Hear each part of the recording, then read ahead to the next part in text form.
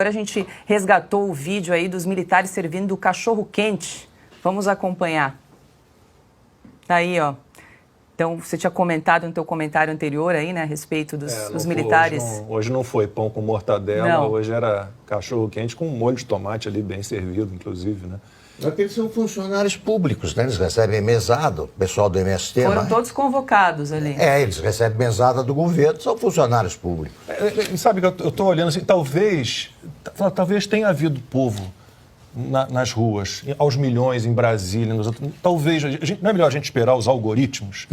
Vai que os algoritmos ao longo do dia até o começo da noite indiquem, não, havia milhões de pessoas, eu sei lá. Folha medir direito ali a multidão, né? Calcular por metro quadrado. O fato é que no ano passado havia milhões de pessoas e, como disse Constantino, foram todas chamadas de golpistas e preconceituosas, e houve aquela movimentação, era esquadrão antibomba, porque era o termômetro do fascismo, atiradores de elite posicionados, né? Era uma história toda assim, né? E no ano passado reclamaram muito, porque o presidente do STF não foi ao palanque, porque o presidente do Senado não foi ao palanque, porque o presidente da Câmara dos Deputados não foi ao palanque, não fizeram a menor diferença, eles têm faltado tanto ao Brasil tantas vezes. E se você olhar também com cuidado os discursos que fez Jair Bolsonaro no ano passado, você não vai encontrar nada que justifique, depois eu vou falar aqui do que a imprensa andou falando ao longo do dia, nada que justifique que enxergassem naquelas manifestações no ano passado um teor golpista.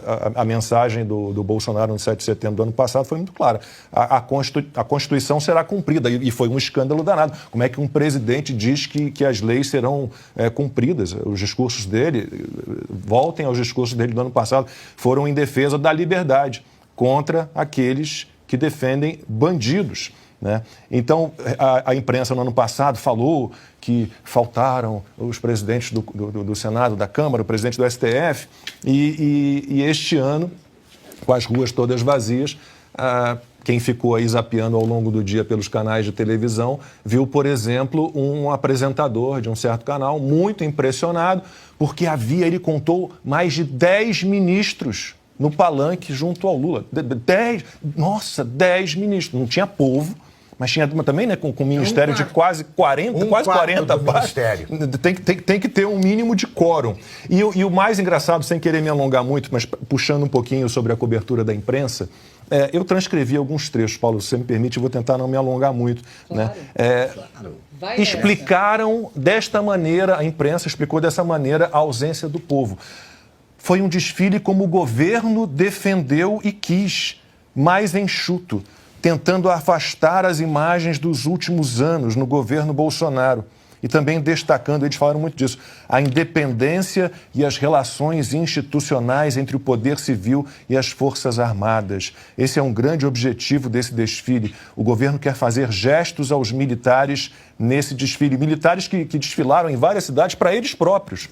Vi imagens de Salvador, de Curitiba, no Rio de Janeiro. Ninguém. Porque, assim, antes do Bolsonaro, havia público nesses desfiles militares. Eu me lembro, no aterro do Flamengo, no Rio, na Rio Branco, havia um público. Esse público desapareceu completamente, foi afugentado.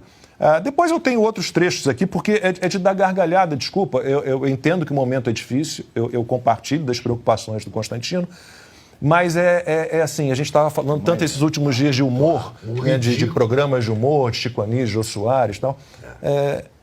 A cobertura hoje na televisão foi de rir e chorar ao mesmo tempo. Trágica e cômica.